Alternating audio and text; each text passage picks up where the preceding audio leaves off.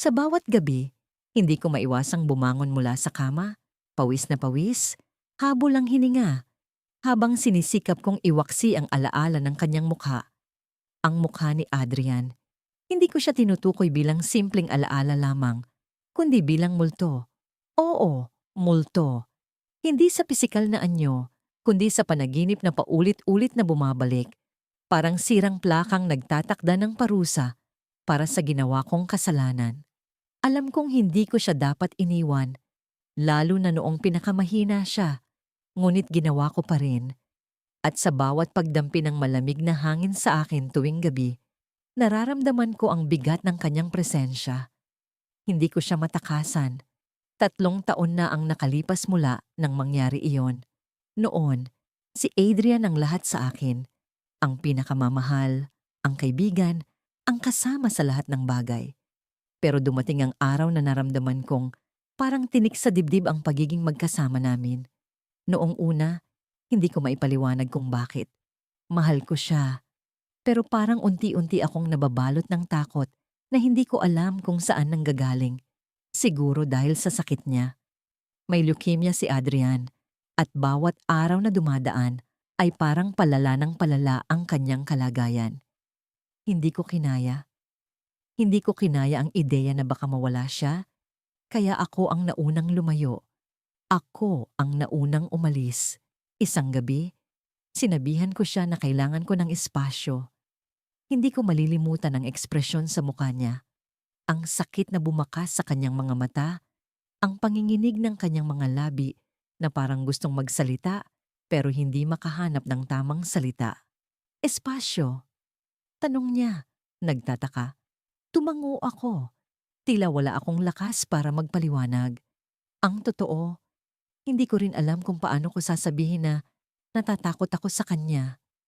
Hindi sa sakit niya, kundi sa posibilidad na masaktan ako ng lubos kapag tuluyan na siyang mawala. Kaya naisip ko, kung ako ang mauna, kung ako ang unang umalis, baka hindi ganoon kasakit. Hindi niya ako hinabol. Siguro dahil wala siyang lakas, o baka dahil alam niyang hindi ko nababalikan ang desisyon ko. Lumipas ang 1 linggo, 2 linggo, 1 buwan. Hindi na ako nakipag-ugnayan sa kanya. Hanggang sa isang araw, dumating ang balita. Si Adrian, ang dating nobyo ko, ang dating minahal ko, ay wala na. Namatay siya sa ospital, mag-isa. Walang pamilya, walang kaibigan, walang ako. Gumuho ang mundo ko sa sandaling yon. Hindi ako umiiyak sa harap ng iba, pero sa loob ng aking silid, sumisigaw ako sa sakit. Bakit ko siya iniwan? Bakit ko siya hinayaang mag-isa? Pero kahit anong pagsisisi ang gawin ko, wala na akong magagawa. Hindi ko siya maibabalik. Simula noon, nagsimula ang mga panaginip. Sa una, normal lang ang mga ito. Mga alaala ng mga lumang araw na magkasama kami. Nakikita ko siya, masaya, malakas, tumatawa. Pero habang tumatagal, nagbabago ang mga panaginip. Ang kanyang mukha ay unti-unting nagiging maputla. Ang kanyang mga mata ay nagiging mapanghusga. Sa bawat panaginip na dumadaan, palakas ng palakas ang kanyang tinig. Hindi ko maintindihan ang sinasabi, pero nararamdaman ko ang galit, ang hinanakit. Parang sinisigawan niya ako mula sa malayo. Parang tinutuligsa niya ako sa ginawa kong pag-iwan. Isang gabi, nagising ako sa gitna ng panaginip. Ang puso ko'y bumabayo ng mabilis. At sa kawalan ng ilaw sa aking silid, naramdaman ko ang malamig na hangin na tila dumadaan sa aking balat. Hindi ko alam kung bakit, pero pakiramdam ko may ibang tao sa loob ng silid. Napatingin ako sa bintana, sarado naman ito. Sa pintuan, wala namang bukas. Ngunit ramdam ko ang presensya. Parang may nagmamasid sa akin. Sa takot, kinuha ko ang aking cellphone at binuksan ang flashlight. Ang liwanag ay tumama sa dingding, sa mesa, sa sahig. Wala. Ngunit habang iniikot ko ang ilaw, bigla akong napahinto.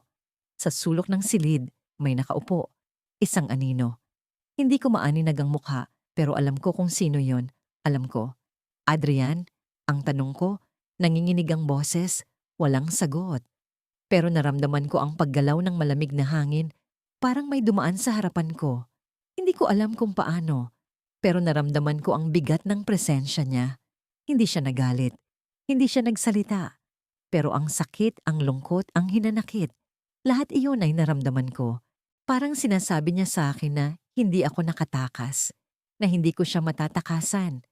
Napasigaw ako, bumagsak ang cellphone ko sa sahig, at nagdilim ulit ang silid. Nanginginig ang katawan ko, hindi ko alam kung paano ako gagalaw. Pero bago pa man ako makahanap ng lakas para tumakbo, naramdaman ko ang isang malamig na kamay na dumampi sa balikat ko.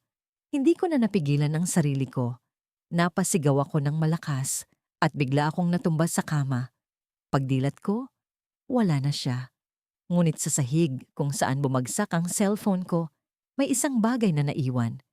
Isang piraso ng papel, luma. May mga guhit na parang sulat kamay. Kinuha ko ito. Nanginginig ang mga daliri ko habang binabasa ang nakasulat. Bakit mo ako iniwan? Ang tanong na yon. Simpleng-simple, pero parang isang kutsilyo na bumagsak sa puso ko. Hindi ko alam kung paano ito napunta roon. Hindi ko alam kung paano niya ginawa iyon. Ngunit alam ko ang sagot. Alam ko ang sagot. Pero hindi ko alam kung kaya ko itong sabihin. Nang gabing yon, hindi na ako nakatulog. Ngunit sa gitna ng katahimikan, sa bawat kisap ng mata, nararamdaman ko ang presensya niya. Parang hindi na siya aalis. Parang hindi niya ako papatahimikin, hindi hanggat hindi ko maibabalik ang nawala. Ang dilim ng gabi tila naglalambing sa akin habang nakaupo ako sa harap ng lumang salamin sa kwarto. Sa likod ng refleksyon, tanaw ko ang anino ng aking sarili. Isang lilim ng babaeng puno ng pagsisisi. Ang bawat paghinga ko'y mabigat. Parang nakakapit pa rin ang mga kamay niya sa akin, kahit matagal na siyang wala. Hindi ko alam kung paano nagsimula ito. Pero simula nang bumalik ako sa bahay na ito, tila hindi na ako nag-iisa. Ang bahay na ito ang naging saksi sa lahat. Sa mga tawanan, mga pangarap na binuo namin, at ang huling pagtatalo namin. Sa bawat sulok, naroon ang alaala ni Elias, ang lalaking iniwan ko nang walang paalam. Hindi ko siya kinausap, hindi ko siya hinayaang ipaliwanag ang lahat. Tumakas ako, bitbit ang galit sa puso. Hindi alam na yun pala ang huling pagkakataon na makikita ko siya ng buhay. Pagbalik ko rito ilang taon matapos ang kanyang kamatayan, inakala kong matatanggap ko ang lahat. Inisip ko, sa wakas, maitatama ko ang mga maling desisyon ko. Pero bakit ganito? Bakit sa tuwing magsisimula akong magpatawad sa kanya, pero higit sa lahat sa sarili ko, tila may pumipigil? Ang hangin sa kwarto'y palaging malamig, kahit tag-init. Ang mga sahig, laging may tunog ng yapak, kahit ako lang ang narito. At ang salamin na ito, ang salamin na minsan niyang ginamit para ipakita ang engagement ring na binili niya para sa akin, tila may lihim na sinasabi. Ngayon, habang nakaupo ako rito, naramdaman kong parang may tumitingin sa akin. Hindi ko na kayang baliwalain ang pakiramdam na yon. Dahan-dahan, itinaas ko ang aking mata at sa likod ng refleksyon may anino ng lalaki. Hindi ko alam kung totoong nandyan siya o isang ilusyon lang ng konsensya ko. Pero pamilyar ang mukha, kahit malabo. Ang mga mata, tila nagpapahayag ng pagtatanong. Hindi ko maikakaila. Siya si Elias. Elias. Bulong ko. Halos hindi marinig ng sarili kong tinig. Unti-unti, gumalaw ang anino sa salamin. Hindi ko mapigilan ang panginginig ko, ang kaba sa dibdib ko. Hindi ko alam kung dapat ba akong tumakbo o manatili. Pero ang mga mata ni Elias, bagaman nakakatakot, may kung anong hinahanap. Parang may gustong sabihin. Bakit ka bumalik? Tanong niya. Ang tinig niya'y malamig, ngunit puno ng hinagpis. Hindi ko alam kung narinig ko ba talaga yon o nasa isip ko lang. Patawad, sabi ko. Patawad sa lahat ng nagawa kong mali. Patawad dahil iniwan kita. Hindi siya sumagot. Nanatili siyang nakatingin sa akin. Parang sinusuri ang bawat salita, ang bawat damdaming nasa puso ko. Ang mga mata niya'y puno ng lungkot, pero may halong galit. Alam kong may malalim pa siyang hinanakit sa akin at hindi ko alam kung paano ko iyon mababago, kung paano ko siya magagawang payapa. Biglang nagbago ang hangin sa kwarto. Ang malamig na simoy naging mas mabigat. Ang liwanag mula sa ilaw ay tila humina. Sa salamin, nakita ko ang anino ni Elias na gumalaw papalapit sa akin. Pinilit kong huwag matakot, ngunit ang puso ko'y tila tumatalon sa kaba. Hindi mo ako iniwan, sabi niya. Ang tinig niya'y mas mababa, mas malamig. Tinalikuran mo ako. Ang mga salitang yon ay tila tumarak sa puso ko. Hindi ko alam kung paano sasagot. Totoo, iniwan ko siya, pero hindi ko sinadya. Hindi ko alam na mamamatay siya noong araw na yon. Hindi ko alam na ang galit ko ang magiging huling alaala niya sa akin. Elias, patawad. Hindi ko alam. Hindi ko alam na mangyayari iyon. Bulong ko, ang mga luhay bumagsak sa pisngi ko. Naramdaman ko ang malamig na hangin sa likod ko, ngunit hindi ko magawang lumingon. Sa salamin, nakita ko ang anino niya na tumayo sa likuran ko. Halos maabot ang balikat ko. Ang bawat galaw niya'y mabagal. Parang pinapaisip niya sa akin ang bawat desisyon ko sa buhay. Hindi ko alam kung multo nga ba siya o isang alaala lang. Pero narito siya, nararamdaman ko. Hindi mo alam. Ulit niya. O sinadya mong hindi malaman. Ang mga salitang yon ay parang isang suntok sa dibdib ko. Totoo, sinadya kong hindi pakinggan ang paliwanag niya. Sinadya kong hindi bigyan ng pagkakataon ang pagmamahal namin na ayusin ang gulo. Tumakas ako. Iniwan ko siya sa gitna ng sakit at galit. At sa huli, siya ang nagbayad ng lahat ng yon. Biglang nagbago ang refleksyon sa salamin. Ang imahe ni Elias ay nawala. Ngunit sa halip, isang eksena ang bumungad sa akin. Ang huling pagkakataong magkasama kami. Nakikita ko ang sarili ko, ang galit na mukha ko, ang mga salitang binitiwan ko na parang mga palaso. Nakikita ko si Elias, ang sakit sa mga mata niya, ang pagtitimpi niya sa mga emosyon niya. At sa huli, nakita ko ang pag-alis ko, siya, naiwan sa gitna ng kawalan. Pero may isang bagay na hindi ko nakita noon, ang engagement ring na hawak niya. Hindi ko alam na sa huling sandali, balak niya akong ayusin ang lahat. Balak niyang mag-alok ng pangalawang pagkakataon. Pero ako, sinara ko ang pintuan sa posibilidad na yon. Biglang bumalik ang refleksyon ko sa salamin, ngunit may kakaibang nangyari. Ang mukha ko'y hindi ko na nakilala. May mga dugong tumagas mula sa mga mata ko. Ang balat ko'y maputla, halos parang wala ng buhay. Sa likod ng refleksyon, naroon si Elias, nakangiti. Ngunit ang nangiti niya'y malamig, nakakatakot. Ngayon, alam mo na, sabi niya, ang tinig niya'y mas malapit, mas malalim. Hindi lang ako ang iniwan mo, iniwan mo rin ang sarili mo. Pagkatapos noon, biglang nabasag ang salamin. Ang pira-piraso nitong bumagsak sa sahig na parang mga fragment ng puso ko. Ngunit sa bawat piraso, nakita ko ang imahe ni Elias, nakangiti, nakatingin, hindi nawawala. Tila sinakal ako ng lamig nang muli kong buksan ang pintuan ng lumang bahay namin sa probinsya. Matagal ko nang iniwasan ang lugar na ito. Sariwa pa rin sa akin ang alaala ng mga araw na magkasama kami ni Raul, ang lalaking iniwan ko. Sa bawat sulok ng bahay, parang naririnig ko ang mga tawanan namin, ang mga bulong niya ng pagmamahal, at ang mga pangakong binitiwan naming sabay na ako mismo ang bumitaw. Hindi ko alam kung bakit ako bumalik. Siguro dahil sa mga panaginip. Gabi-gabi, nagpapakita si Raul sa akin. Hindi ang Raul na kilala ko noon, kundi isang anino ng sarili niya. Madilim ang mukha, basag ang boses, at tila may hinahanap na hindi niya mahanap. Bakit mo ako iniwan? Tanong niya lagi. At sa tuwing sasagot ako, hindi niya ako pinakikinggan. Nagtataka lang siya, paulit-ulit, parang sirang plaka. Sa loob ng bahay, bumungad ang alikabok sa bawat sulok.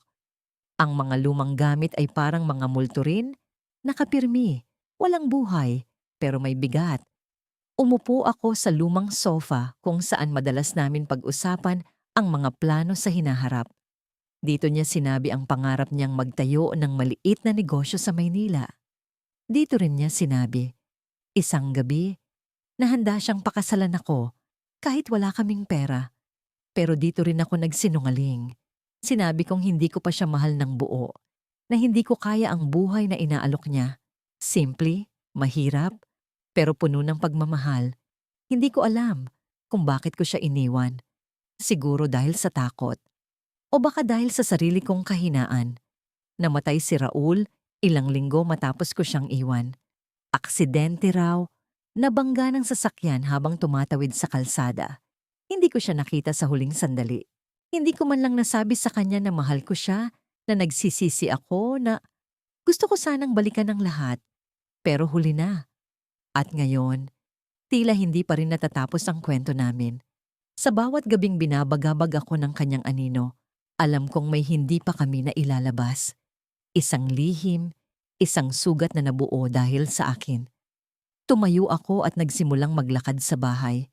Binuksan ko ang pinto ng dating kwarto namin. Ang kama ay naroon pa rin. Ang mga unan ay nasa parehong posisyon kung saan ko siya iniwang umiiyak noong huli naming pag-uusap. Parang naririnig ko ang boses niya sa hangin. Hindi mo ba ako kayang mahalin? Napatakip ako sa bibig. Umaasang hindi ako matutunto ng galit na multo ng nakaraan. Sa gitna ng katahimikan, biglang bumukas ang bintana. Malakas ang hangin, pero parang may kakaiba sa presensya nito. May dalang bigat, parang may nanonood. Tiningnan ko ang paligid, ngunit wala akong makita. Raul? Tanong ko, halos pabulong. Walang sagot, pero ramdam kong may naroon sa kwarto. Hindi ko maipaliwanag ang kilabot, pero parang may mga mata na nakatuon sa akin, mga matang puno ng tanong at hinanakit. Binalik ko ang tingin ko sa kama. May isang bagay na gumuhit sa isipan ko. Ang pulang kahon na iniwan niya sa ilalim nito. Hindi ko ito binuksan noon. Kahit sinabi niyang para sa akin ito, hindi ko kinaya.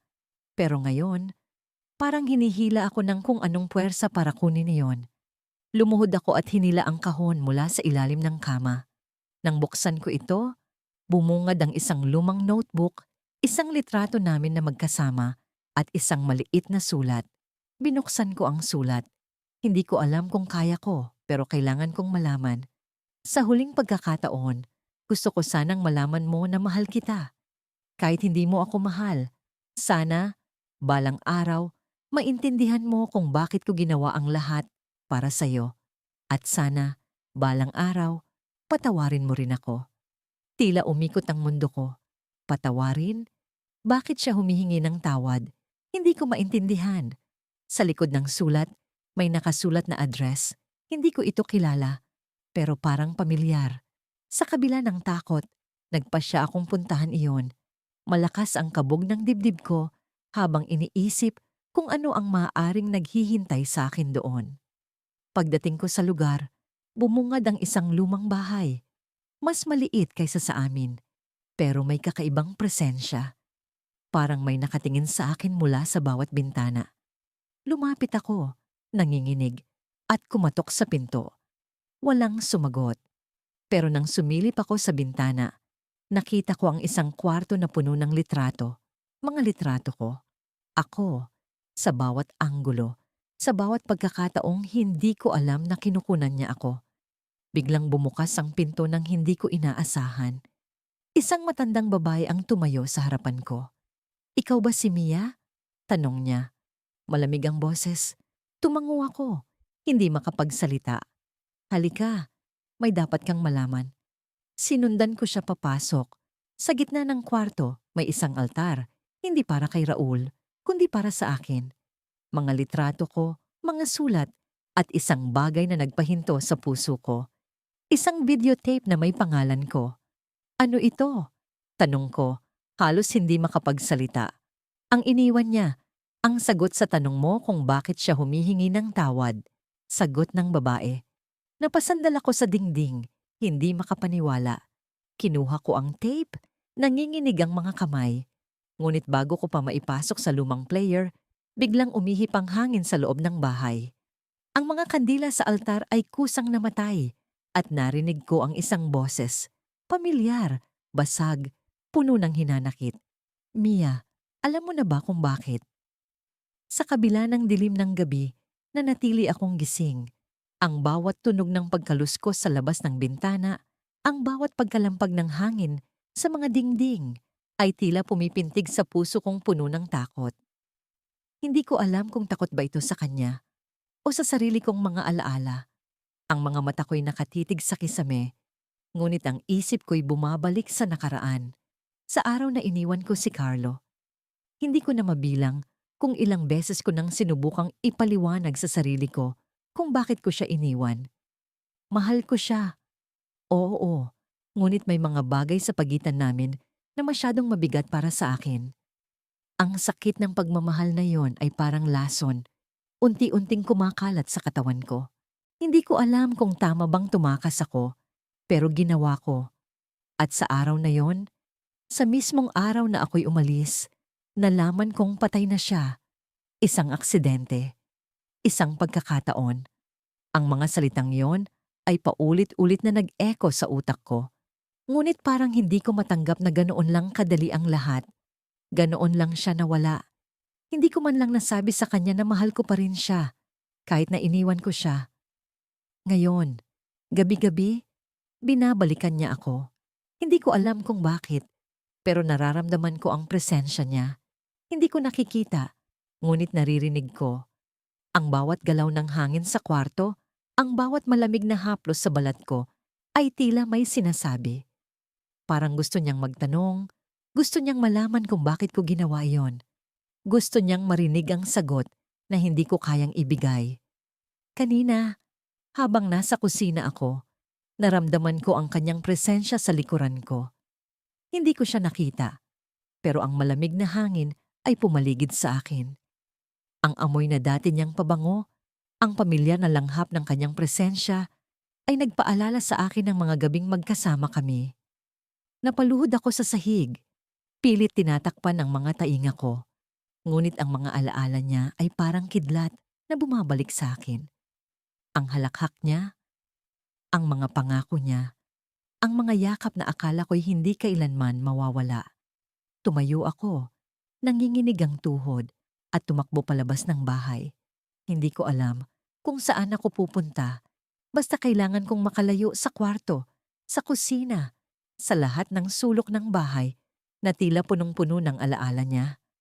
Ngunit kahit saan ako magtago, naroon siya. Hindi ko siya matatakasan.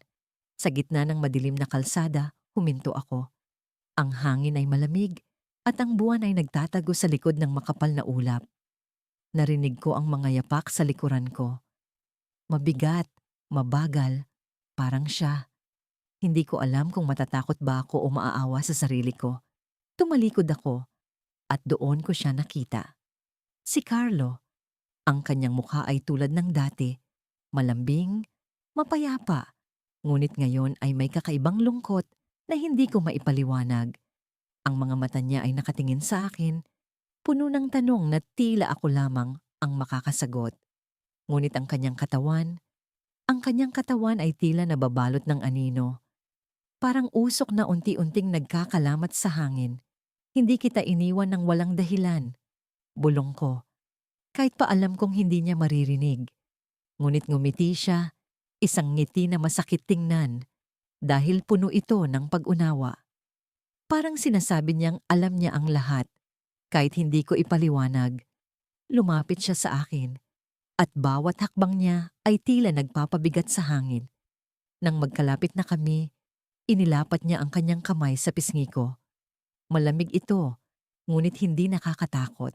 Pagkatapos, nagsalita siya. Isang mahina, basag na boses na halos hindi ko marinig. Bakit hindi mo ako hinintay? Tanong niya.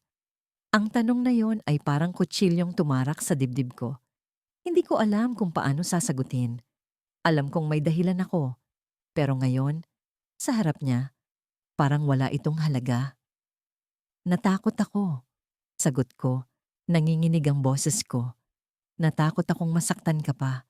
Natakot ako sa sarili kong kahinaan. Ngumiti siya muli, ngunit ang ngiti niyang iyon ay mas lalong nagpasikip sa dibdib ko. Ang kanyang mga mata ay tila may sinasabi, isang bagay na hindi ko kayang intindihin. Pagkatapos, bigla siyang nawala. Parang usok, naglaho siya sa hangin.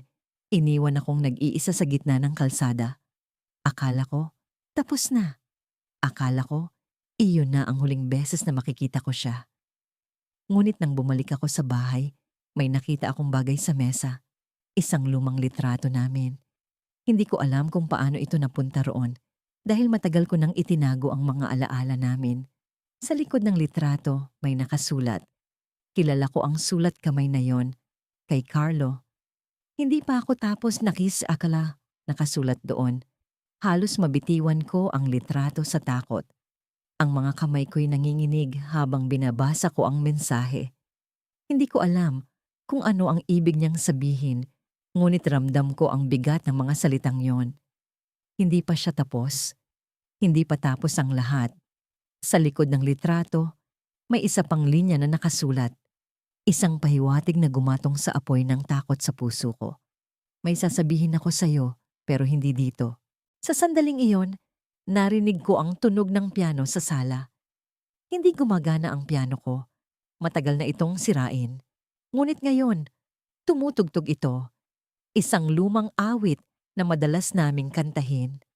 Napalunok ako habang dahan-dahang lumalapit sa sala. Ang bawat hakbang ay parang tunog ng kampana sa tenga ko.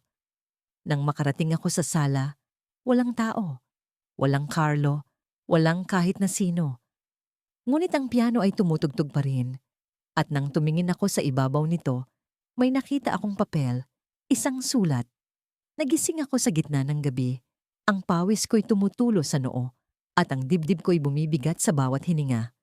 Ang panaginip na yon, ang panaginip na paulit-ulit na bumabalik. Si Adrian, ang dating minahal ko, ang dating iniwan ko, ang dating nawala sa mundo. Hindi ko alam kung bakit ngayon ko lang nararamdaman ang bigat ng mga alaala, pero tila may gumagapang sa likod ng isip ko. Para bang may bumubulong sa akin. Tumayo ako mula sa kama. Ang mga paa ko'y humahakbang ng mabigat sa malamig na sahig. Hindi ko alam kung saan ako pupunta. Ang bahay ay tahimik, tulad ng laging tahimik sa tuwing mag-isa ako. Ngunit ang katahimikan ngayon ay may kakaibang bigat.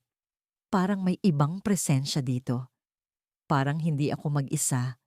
Binuksan ko ang ilaw sa sala, ngunit hindi umilaw ang bombilya.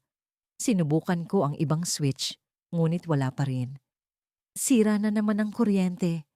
Bulong ko sa sarili, ngunit sa loob-loob ko'y alam kong may kakaiba. Hindi ito simpleng problema sa kuryente. Ang lamig ay masyadong malamig, ang dilim ay masyadong madilim. Kinuha ko ang flashlight mula sa drawer at sinimulan kong maglakad papunta sa kusina upang kumuha ng tubig. Ang bawat hakbang ko ay may tunog, tila may kasabay akong naglalakad, ngunit sa tuwing lumilingon ako, wala naman. Ang puso ko'y bumibilis. Ang liwanag ng flashlight ay gumuguhit ng maliliit na anino sa dingding. Ngunit bawat anino'y parang gumagalaw sa sulok ng mata ko. Sa kusina, binuksan ko ang gripo, ngunit walang tubig na lumabas. Isang malalim na buntong hininga ang pinakawalan ko. Pilit na pinapakalma ang sarili. Sa likod ko, may naramdaman akong malamig na hangin na para bang may dumaan. Mabilis akong lumingon, ngunit wala pa rin. Adrian? Tanong ko. Parang baliw na kinakausap ang hangin. Walang sagot. Bumalik ako sa sala, ngunit may napansin akong kakaiba. May papel na nakapatong sa mesa. Alam kong wala yon kanina. Dahan-dahan kong kinuha ang papel. Ang mga daliri ko'y nanginginig. Isang sulat. Ang tinta ay mapula. Halos parang dugo. Naalala mo ba ang pangako mo? Halos bumagsak ang flashlight ko sa sahig. Ang sulat ay walang pangalan, ngunit alam ko kung kanino ito galing. Si Adrian. Ang pangako ko sa kanya. Ang pangakong binitiwan ko noong gabing iniwan ko siya. Sinabi ko sa kanya na Magiging masaya tayo kahit anong mangyari bago ko siya iniwan. Ngunit paano ko magagawang maging masaya kung iniwan ko siya sa oras na kailangan niya ako? Paano ko magagawang sumaya kung hindi ko man lang siya pinakinggan? Ang puso ko'y tila sinasakal ng bigat ng alaala. Adrian, ano ang gusto mo sa akin? Bakit hindi ka na lang mawala? Bulong ko. Ngunit alam kong walang sagot ang mga tanong na yon. Pumihit ako upang tumungo sa hagdan, ngunit natigilan ako. Sa ilalim ng liwanag ng flashlight, may nakita akong mga bakas ng paa sa sahig. Mga bakas ng paa na basa, na tila mula sa labas. Ang mga bakas na yon ay papunta sa hagdan. Hindi ko alam kung dapat bang sundan ko, ngunit ang katawan ko'y tila nagdesisyon para sa akin. Ang mga paa ko'y nagsimulang gumalaw. Ang flashlight ay nanginginig sa kamay ko, at ang bawat hakbang ko'y parang isang tunog ng kampana sa katahimikan ng gabi. Pagdating ko sa itaas, naramdaman ko ang bigat ng hangin. Parang may nagmamasid sa akin. Ang kwarto ko'y bukas, na dapat ay sarado kanina. Sa loob, may nakita akong isang figura, isang lalaki, nakatalikod. Ang mga balikat niya'y kilala ko, ang postura niya'y walang duda. Si Adrian. Adrian, tanong ko. Halos hindi lumalabas ang boses ko. Ang figura ay hindi gumalaw. Lumapit sa loob ng madilim na silid. Hinanap ko ang sarili kong hininga. Ang hangin ay tila bumibigat sa bawat hakbang ko. Ang bawat pagkaluskos ng sahig ay parang alingawngaw ng mga alaala kong pilit nililibing. Nakatingin ako sa pinto ng kwarto ko. Ang kwarto namin noon. Hindi ko alam kung bakit ko pinili ang lugar na ito para magbalik. Siguro dahil dito kami huling nagsabi ng mahal kita bago ko siya iniwan. Ang dating amoy ng rosas na pabango ay napalitan ng alingasaw ng nakaraan. Parang bawat sulok ng kwarto ay may sariling kwento ng pagkukulang. Hindi ko pa rin lubos maisip kung paano ako nakarating sa ganitong estado. Sa mga panaginip ko, paulit-ulit siyang bumabalik, ngunit laging may kapareho. Ang kanyang mga mata ay puno ng tanong. Ang kanyang bibig ay nakabuka, tulad ng may gustong sabihin. Pero wala akong naririnig. Ang kanyang presensya ay parang malamig na hangin sa tag-init. Hindi ko maitakwil. Sa totoong buhay, wala na siya. At ako ang dahilan kung bakit siya nawala.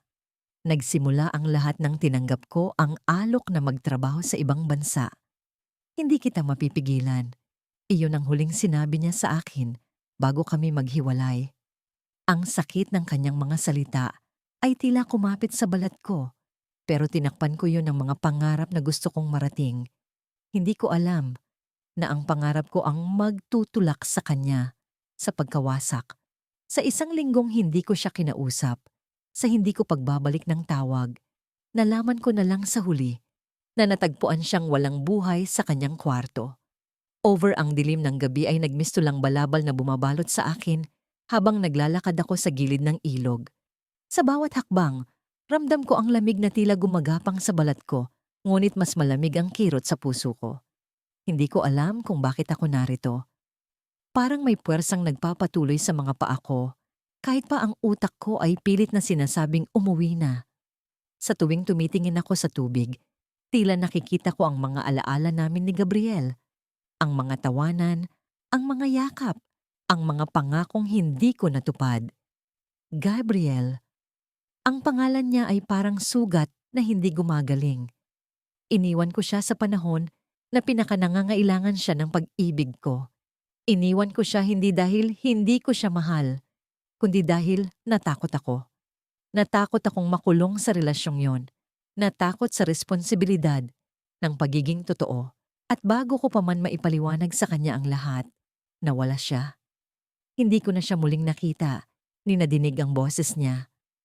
Ang balitang namatay siya sa aksidente ay dumating na parang kidlat, mabilis at nakakagulat. Hindi ko man lang siya napuntahan sa huling sandali. Ngayon, ang mukha niya ang bumibisita sa panaginip ko gabi-gabi. Hindi siya galit, hindi rin siya masaya. Ang ekspresyon niya ay laging blangko. Parang humihingi ng sagot, ng dahilan. At bawat pagising ko, ang presensya niya ay nararamdamang buhay sa paligid ko. Ang mga kandila sa altar ng kwarto ko ay bigla na lang namamatay. Ang mga hangin ay tila bumibigat tuwing binabanggit ko ang pangalan niya. Napahinto ako sa paglalakad. Sa harap ko, ang tubig ng ilog ay tila gumalaw, parang may anino sa ilalim nito. Hindi ako sigurado kung totoo ba ang nakikita ko o bunga lang ng pagod at takot. Ngunit bago pa man ako makagalaw, naramdaman ko ang malamig na haplos sa balikat ko. Napalingon ako. Walang tao. Ang puso ko ay kumakabog ng mabilis. Alam kong may kung anong bagay na hindi ko maipaliwanag. Ang hangin ay tila bumigat at ang tunog ng mga dahon ay biglang nawala. Ang katahimikan ay nakakabingi at tila isinisigaw nito ang presensya ng isang bagay na hindi ko mawari. Pinilit kong maglakad papalayo, ngunit sa bawat hakbang, parang may pumipigil sa akin. Parang may mga kamay na humihila sa mga paa ko. Hanggang sa narinig ko ang tinig niya. Bakit? Ang tanong niya, mahina ngunit malinaw. Ang boses ni Gabriel ay parang alingaw-ngaw mula sa ilalim ng lupa, kung saan ang sakit at lungkot ay nagtatagisan. Tumigil ako sa paglakad. Ang katawan ko ay nagmistulang bato, hindi makagalaw. Gabriel, tanong ko, ang boses ko ay parang bulong. Hindi ko alam kung sinasagot ko ba siya o tinatawag. Bakit mo ako iniwan? Muling tanong niya. Ang tunog ay nagmumula sa lahat ng direksyon, ngunit wala akong nakikita. Ang paligid ko ay nagmistulang umiikot.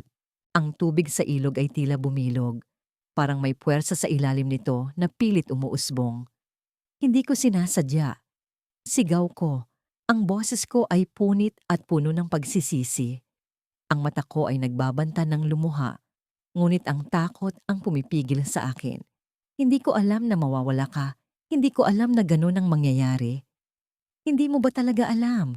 Sagot niya, ngunit sa pagkakataong ito, ang boses niya ay nasa likod ko na. Napalingon ako at doon ko siya nakita. Si Gabriel. Ang mukha niya ay parehong mukha na minahal ko noon. Ang malambing na ngiti, ang malalim na mata. Ngunit may kakaiba. Ang balat niya ay maputla at ang mga mata niya ay tila puno ng kawalan. Hindi siya mukhang buhay, ngunit hindi rin siya mukhang patay. Ang presensya niya ay nagbigay ng kilabot sa akin, ngunit kasabay nito ang pagtawag ng puso ko. Gusto ko siyang yakapin, ngunit hindi ko magawa. Ang mga paa ko ay tila nakapako sa lupa. Patawarin mo ako. Bulong ko, hindi ko alam kung narinig niya. Hindi ko alam kung tama ba ang ginawa kong paghingi ng tawad. Ngunit ngumiti siya. Isang ngiti na hindi ko maipaliwanag. Hindi masaya, hindi galit. Parang may ibig sabihin, ngunit hindi ko maabot. Hindi ko kailangan ng patawad mo, sabi niya. Ang kailangan ko ay ang katotohanan. Ang tubig sa ilog ay biglang umalab. Parang may apoy na lumalagablab sa ilalim nito. Ang hangin ay nagmistulang umiikot at ang mga puno sa paligid ay tila nagkakaskasan. Ang katawan ko ay napaluhod. Ang bigat ng presensya niya ay hindi ko na kayang tiisin. Ano ang katotohanan na sinasabi mo? Tanong ko. Umiiyak na. Ang luha ko ay bumabagsak sa lupa. Ngunit ang lupa ay tila hindi tumatanggap ng alinman sa sakit ko. Ngumisi siya at sa pagkakataong iyon, ang ngisi niya ay puno ng sakit. Ang katotohanan na hindi mo sinasabi. Ang katotohanan na ikinubli mo, kahit sa sarili mo. Bago pa man ako makasagot, ang paligid ay biglang dumilim. Ang presensya ni Gabriel ay biglang nawala, ngunit ang boses niya ay nanatili, bumubulong sa hangin. Hindi ito tapos, Maria. Hindi kita iiwan hanggat hindi mo ako binibigyan ng sagot. At doon, sa gitna ng kadiliman, naramdaman ko ang malamig na haplos sa aking leeg. Nanginginig ang aking mga kamay habang binabasa ang lumang liham na iniwan niya sa akin. Nakalagay ito sa isang kahon, kasama ng kanyang mga larawan, mga tiket sa sine at ang kwintas na minsang ibinigay niya sa akin. Ang liham na yon, ang huling alaala namin. Ang huling piraso ng kanyang puso na hindi ko kailanman binuksan. Hanggang ngayon, Maris, nakasulat sa unang linya. Alam kong hindi mo na ako mahal. Ramdam ko sa bawat pag-iwas mo, sa bawat malamig na tugon mo. Hindi ko alam kung saan ako nagkulang, pero mahal pa rin kita, kahit masakit. Humigpit ang hawak ko sa papel. Parang naririnig ko ang tinig niya habang binabasa ko ang bawat salita. Parang nararamdaman ko ang bigat ng kanyang damdamin. Ang sakit na ipinaramdam ko sa kanya. Ang sakit na hindi ko kailanman inamin sa sarili ko. Maris, kung sakaling dumating ang araw na magbago ang hangin, na mahanap mo ang pagmamahal na nawala sa pagitan natin, huwag mo akong hanapin. Hindi mo na ako matatagpuan. Pero sana, alalahanin mo lang ang mga araw na masaya tayo. Ang mga araw na sabay nating hinabol ang mga pangarap. Ang mga araw na magkasama nating pinuno ang mundo ng tawa. Sumasakit ang dibdib ko habang binabalikan ang mga alaala. Ang mga araw na sabay naming tinatahak ang mga kalsada sa ilalim ng bituin. Ang mga gabi ng walang katapusang pag-uusap tungkol sa hinaharap. Ang mga yakap na tila walang hanggan. At ang araw na iniwan ko siya, hindi ko na kaya. Tumayo ako, hawak ang liham at lumabas sa balkonahe. Ang hangin ay malamig, tila yumayakap sa akin ng may galit. Tumingala ako sa langit, naghahanap ng sagot sa mga tanong na matagal nang bumabagabag sa akin. Bakit ko siya iniwan? Bakit ko siya sinaktan? Bakit ko hinayaan ang sarili kong mawala sa kanya? Sa gitna ng aking pag-iisip, naramdaman ko ang kakaibang presensya. Isang malamig na simoy ng hangin ang dumaan sa aking likuran. Bigla akong napabalikwas, walang tao. Pero parang may nakatingin sa akin, parang may nanonood naghihintay. Maris, halos malaglag ang liham sa mga kamay ko. Ang tinig na yon, pamilyar, ngunit imposibleng mangyari. Isa itong bulong, pero malinaw. Isa itong tawag, pero nakakapangilabot. Maris, bakit mo ako iniwan? Hindi ko alam kung guni-guni lang ba o totoong nangyayari. Pero ang tinig ay naroon, tila bumabalot sa buong paligid. Tumakbo ako pabalik sa loob ng bahay, pero ang pinto ng balkonahe ay biglang sumara ng malakas. Napasigaw ako. Ang liham ay nahulog sa sahig, at ang mga mata ko ay tumutok sa isang anino sa gilid ng silid. Hindi ako makagalaw. Ang anino ay unti-unting nagkakaroon ng hugis. Isang pamilyar na mukha. Isang pamilyar na figura. Siya. Hindi mo ba ako namimiss, Maris? Tanong niya habang dahan-dahang lumalapit. Ang kanyang mata ay malamlam, ngunit puno ng lungkot. Ang kanyang boses ay puno ng hinanakit, ngunit may halong pagmamahal. Ikaw? Hindi. Imposible. Bulong ko, halos hindi makapagsalita. Ngunit naroon siya, nakatayo sa harapan ko, tila isang multo mula sa nakaraan. Ang kanyang presensya ay malamig, ngunit ang mga mata niya ay nagbabaga. Hindi ko alam kung matatakot ako o maaawa.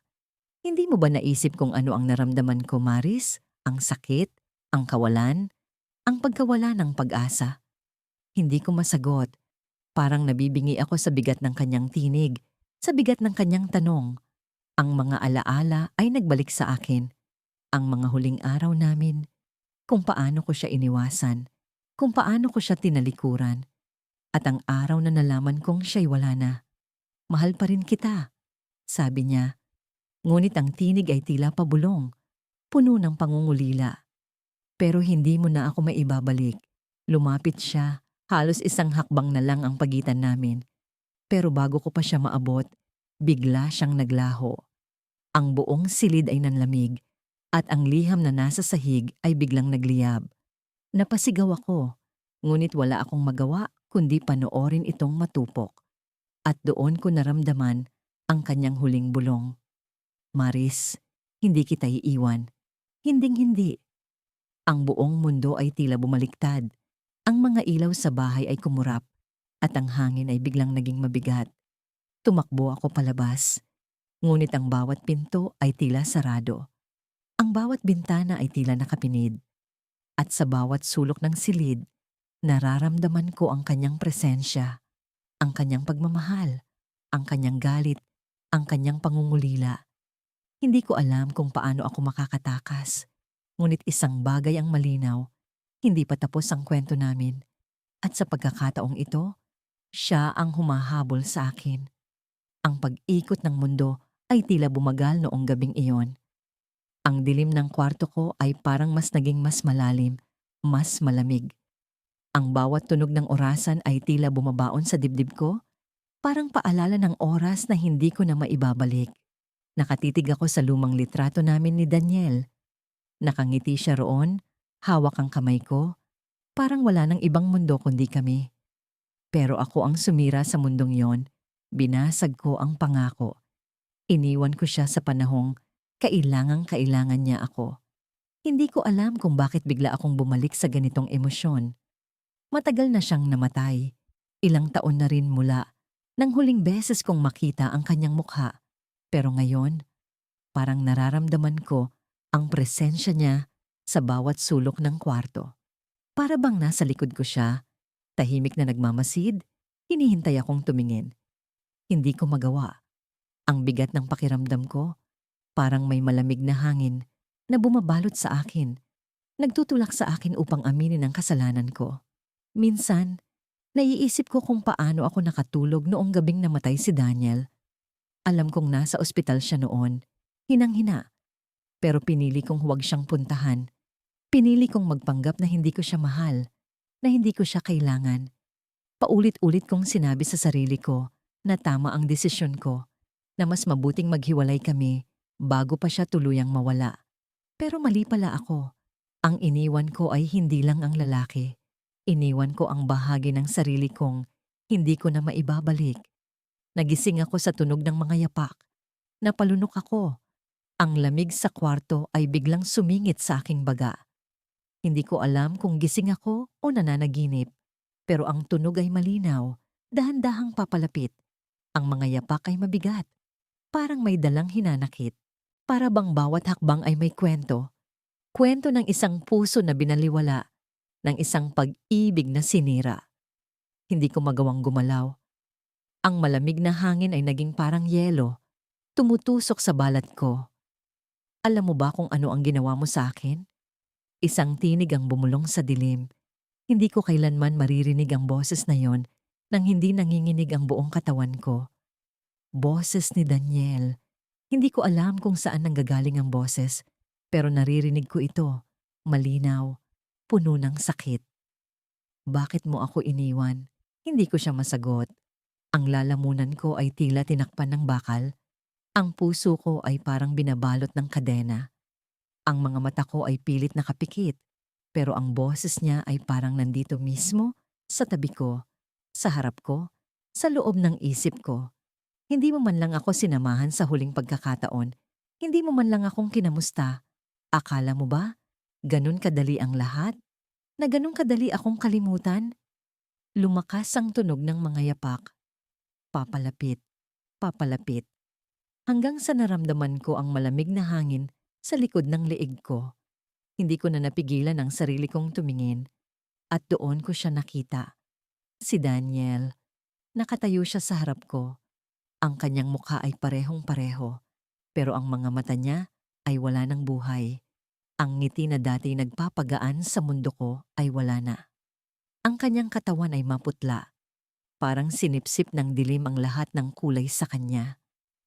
Nakatitig siya sa akin, hindi galit, pero puno ng lungkot. Bakit mo ako iniwan? Muli niyang tanong. Daniel. Ang pangalan niya ay parang lason sa bibig ko. Napakalakas ng tibok ng puso ko. Parang sasabog. Hindi ko kayang harapin ang sakit. Hindi ko kayang makita kang ganoon. Pero hindi mo man lang sinubukan. Sagot niya. Ang kanyang boses ay malamig, pero malinaw ang bawat salita. Hindi mo man lang ako binigyan ng pagkakataong ipakita kung gaano kita kamahal, kahit hanggang sa huli. Ang kanyang kamay ay dahan-dahang iniunat, parang gusto niyang hawakan ang kamay ko. Napaurong ako, hindi dahil sa takot, kundi dahil sa hiya. Paano ko haharapin ang multo ng taong sinaktan ko? Paano ko haharapin ang multo ng sarili kong kasalanan? Daniel, patawarin mo ako. Bulong ko, ang luha ay bumagsak sa pisngi ko. Hindi ko alam ang gagawin ko. Natakot ako. Patawarin mo ako. Ngunit hindi siya sumagot. Ang kanyang mata ay dumilim. Ang presensya niya ay parang naging mas mabigat, mas malamig. Ang kanyang kamay ay biglang bumagsak. Akala ko, aalis na siya. Pero hindi. Sa halip, ngumiti siya ng kaunti. Pero ang ngiti niya ay puno ng lungkot. Hindi mo ako kailangang patawarin. Ang tanong, mapapatawad mo ba ang sarili mo? At bigla, naramdaman ko ang pamilyar na init sa paligid ko. Ang kwarto ay tila bumalik sa normal, ang dilim ay nawala. Ngunit ang litrato namin ni Daniel ay wala na sa mesa. Sa halip, may isang bukas na sulat ang naroon. Ang sulat ay may pangalan ko. Ang tinta ay tila sariwa. Nanginginig ang kamay ko habang binuksan ko ito. Ang tanging nakasulat doon ay, hindi pa ito tapos. Ang gabing iyon ay walang kasing tahimik. Ngunit bawat hakbang ko sa madilim na pasilyo ng lumang bahay ay parang bumabayo sa pandinig ko. Ang bawat tunog ng kahoy na sahig, ang paghinga ko, lahat ay nagiging mas malinaw habang papalapit ako sa silid kung saan kami huling nag-usap ni Daniel. Ang lalaking minahal ko, ngunit iniwan ko. Ang silid na yon, ang dating masaya at puno ng buhay, ngayoy tila ba isang hukay ng mga alaala. Ang amoy ng lumang pintura at kahoy ay bumalot sa akin, kasabay ng malamig na dampi ng hangin. Sa kabila ng takot, may parte sa puso ko na umaasa. Umaasa na baka hindi pa huli ang lahat. Binuksan ko ang pinto at bumungad sa akin ang madilim na interior. Ang mga kurtina ay nakatakip sa bintana, hinahayaan ng lampara sa sulok na magbigay ng mahina at kumukurap na liwanag. Sa gitna ng silid, naroon ang mesa kung saan huli naming pinag-usapan ang lahat. Ang huling gabing iyon. Ang gabing iniwan ko siya dahil sa takot. Hindi dahil sa hindi ko siya mahal, kundi dahil sa takot na hindi ko kayang maging bahagi ng buhay niya. Ang sakit, ang hirap, ang bigat. Iniwan ko siya sa panahon na mas kailangan niya ako. Hindi ko alam kung ano ang hinahanap ko sa silid na yon. Marahil ay sagot. Marahil ay kapatawaran. Ngunit ang naramdaman ko ay kakaiba. Parang may bumalot sa akin na presensya. Hindi ito ang malamig na hangin o ang pag-iisa. Hindi. Mas mabigat ito. Parang may tumitingin sa akin. Ang mga mata na hindi ko nakikita, ngunit ramdam ko. Daniel. Mahina kong tawag, halos bulong.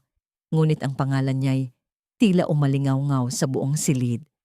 Ang bawat isa sa aking hininga ay bumigat at ang puso ko'y tila mabibiyak sa kaba. Walang sagot, ngunit hindi ko maalis ang pakiramdam na hindi ako nag-iisa. Lumapit ako sa mesa at dahan-dahang hinipo ang ibabaw nito. Ang kahoy ay malamig, may mga gasgas at marka na tila ba mga bakas ng nakaraan. Sa isang sulok ng mesa, naroon ang isang lumang larawan. Kinuha ko ito at nakita ang mukha naming dalawa. Masaya, nakangiti, magkahawak ng kamay. Noon ay parang walang imposible. Noon ay parang ang mundo ay para sa amin lang. Ngunit ang larawang iyon ay nagpaalala sa akin ng masakit na katotohanan.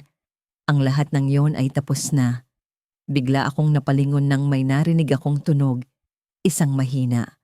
Tila pagkaluskos mula sa likuran ko. Ang mga mata ko'y naghahanap sa madilim na bahagi ng silid, ngunit wala akong makita. Ngunit naramdaman ko ang presensya. Hindi na ito ilusyon, hindi na ito takot. May naroon, may nagmamasid. Daniel, tanong ko muli, ngayon ay mas malakas. Ang mga kamay ko'y nanginginig at ang katawan ko'y nanigas sa pagkakatayo. Kung ikaw ito, kung narito ka, patawarin mo ako. Ang sagot ay dumating, hindi sa salita, kundi sa isang malamig na hangin na dumaan sa gilid ko. Ang lampara sa sulok ay kumurap. Halos mamatay ang liwanag nito.